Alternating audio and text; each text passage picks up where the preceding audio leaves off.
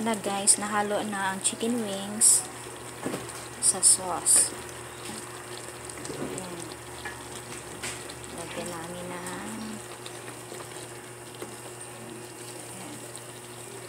So, ayan guys. Ito ang panghalian namin. Ayan na guys, luto na ang chicken wings, spicy. Ayan. Sarap yan guys. Nakakatakam na yan. Ito ay pangtanghalian namin.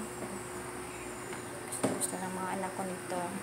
Spicy chicken. Yan. Salamat.